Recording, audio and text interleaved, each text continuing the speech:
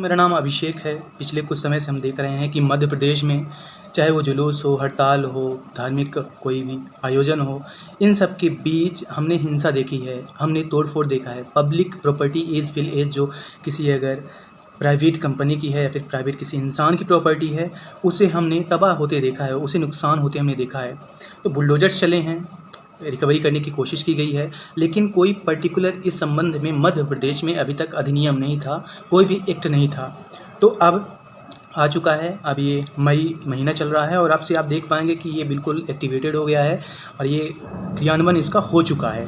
तो देखिएगा है क्या कि मध्य प्रदेश लोक एवं निजी संपत्ति को नुकसान का निवारण एवं नुकसानी की वसूली अधिनियम 2021, ये अधिनियम का नाम है।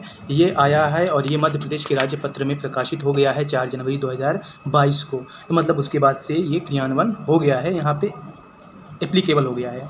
तो देखिएगा ओवरव्यू मेरे पास ये एक्ट है। इसके बाद जो एक एक्स्ट्रा और एडिशनल एक्ट आया कि जो यहाँ पे पैनल बनेगा या फिर जो ट्रिब्यूनल रहेगा उसका क्या काम रहेगा, कैसी प्रोसीडिंग्स रहेगी, ये सारा का सारा मेरे पास है।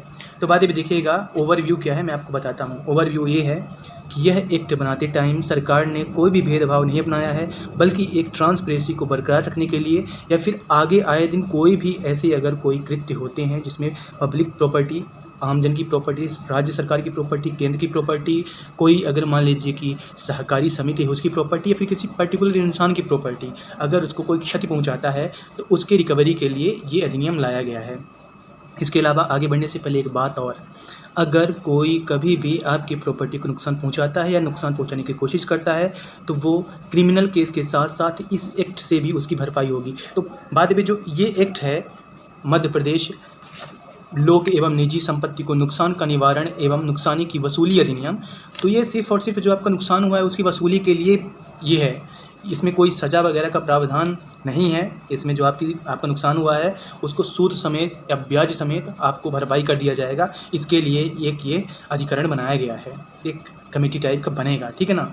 तो बात भी देखिए है क्या, जो कभी भी ऐसा अगर आपके साथ होता है कुछ भी तो वो पुलिस केस रहेगा, क्रिमिनल केस रहेगा, तो सामने वाले को दंड तो मिलेगा ही, साथ ही साथ उसकी जो संपत्ति है उसे बेचकर या फिर किसी भी तरह से उसको आपका जो नुकसान उसने किया है उसे देना ज़रूरी होगा।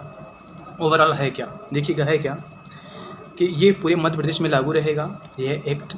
इसके अलावा जो इसमें प्रोसीडिंग्स रहेगी वो लाइक एक कोर्ट जैसे रहता है, जैसे न्यायालय रहता है उसी टाइप का रहेगा। और इसमें जो डिस्ट्रिक्ट जज हैं, जो जिला जज हैं, कम से कम 5 साल उसमें वो सर्विस किए रहे हैं या फिर मध्य प्रदेश के सरकार के सचिव, इससे रैंक के कम के ना हो, वो इसके अध्यक्ष होंगे या फिर आप बोल सकते हैं he will be the chief of this tribunal.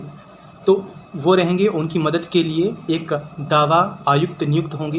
दावा आयुक्त लाइक वो MPPSC से जो जाएंगे या फिर राज्य प्रशासनिक सेवा से जो रहेंगे, तो लाइक पुलिस जैसे कोई भी केसेस होता है उसकी मदद कराती है वैसे वो मदद कराएंगे। सारी तहकीकात वगैरह या फिर जितना भी एक मीडिएटर का काम है वो करेंगे। एंड इसके अलावा जो आपका कुछ भी अगर नुकसान होता है, आपकी प्रॉपर्टी को नुकसान पहुंचाया जाता है किसी दंगे में किसी भी वजह से, तो आपको करना क्या है कि उसका एक सबूत आपको इकट्ठा कर लेना है। फ़ोटो, वीडियोज़, कुछ भी वो आपके पास प्रूफ रहेगा और 30 दिन के भीतर जब ये घटना हुई है आपको ट्रिब्यूनल पे पेश कर देना है और वो ट्रिब्यूनल जो रहेगा वो तहकीकात करेगा और जितने भी कल्प्रिट्स रहेंगे उन सभी से वसूली करेगा। और आपको ध्यान देना है कि जो आपको इस पर इंटरेस्ट मिलेगा, जो आपकी प्रॉपर्टी का नुकसान है वो सिंपल इंटरेस्ट बेस पे मिलेगा। तो बाद में यहाँ पे कई सारी चीज़ें हैं और इसमें दावा याचिका जो प्रस्तुत करना है वो भी है। आप प्राइवेट वकील को हायर कर सकते हैं, उनके माध्यम से अपनी बात को अच्छी तरीके से रखवा सकते हैं। एंड बाद में इसका मेन जो रीज़न है या फिर मेन जो इसका उद्देश्य है वो यही है कि आए दिन जो दंगे फसाद होते हैं और उसकी वजह से जो नुकसान होता है आपकी प्रॉपर्टी का वो ना हो। और जो यह दावा याचिका जो रहेगा, ये निर्णय जो रहेगा, इसके अगेंस्ट अगर आपको लगता है कि आपको कम वसूली दी गई है या फिर सही से निर्णय नहीं हुआ है या फिर आपको लगता है कि आपको गलत फंसाया गया है, तो आप इसके विरुद्ध high court of Madhya Pradesh में, मध्य प्रदेश उच्च न्यायालय में 90 दिन के भीतर आप अपील कर सकते हैं। तो ये है पूरा बका, इसमें कुछ भी ज़्यादा नहीं है, इसमें छोटी मोटी बातें हैं। एंड इसमें जो अगर मान लीजिए कि किसी की डेथ हो जाती है, बाय द वे अगर मैं दंगा करता हूँ, मेरी डेथ हो गई, तो ये नहीं है कि ये जो वसूली है और मैं किसी की तोड़ फोड़ की या आपकी संपत्ति नुकसान किया, मेरी डेथ हो गई तो वो वसूला ना जाएगा, नहीं। मेरी अगर कोई प्रॉपर्टी है बची है तो उससे भी वसूला जाएगा और अगर मैं देने में असक्षम हूँ तो उसे वो लाइक लैंड टैक्स जो भू कर है उस द्वारा कलेक्टर द्वारा वो पाया जाएगा।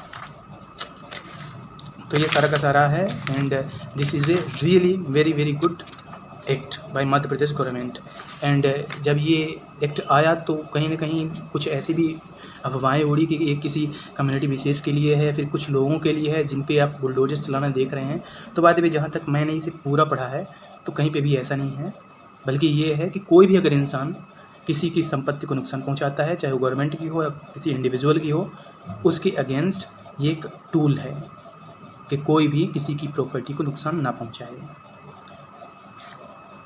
अब देखिए है क्या, जो भी प्रोसीडिंग होगी, जो भी होगा वो सारा का सारा कोर्ट टाइप का होगा, लेकिन आपको वसूली के लिए ये जो कोर्ट परिसर है या फिर जो आप न्यायालय कई सारे देखते हैं, आपको इन यूजुअल में नहीं जाना है, बल्कि एक स्पेसिफिक अलग से कोर्ट बनी है जिसको सारी की सारी जो सिविल कोर्ट है उसके पावर दे दिए गए हैं एंड जो CRPC की रूलिंग्स हैं उसी के तहत ये गवर्न होगा। तो this is overall act Madhya Pradesh लोक एवं निजी संपत्ति को नुकसान का निवारण एवं नुकसानी की वसूली अधिनियम 2021। तो दोस्तों उम्मीद है कि अब आप इसे समझ पाए होंगे, इसके जो कुछ बेसिक पॉइंट्स हैं। आगे कुछ भी होता है, कोई भी अगर दिक्कत जाती है तो मैं आपके समझाता रहूँगा, और ये बात तो हमेशा के तरह इसमें भी एप्लीकेबल रहेगा कि कोई भी अगर सुधार है, कोई भी अगर अमेंडमेंट है, वो मध्य प्रदेश सरकार अपने हिसाब से कर सकेगी बाद में।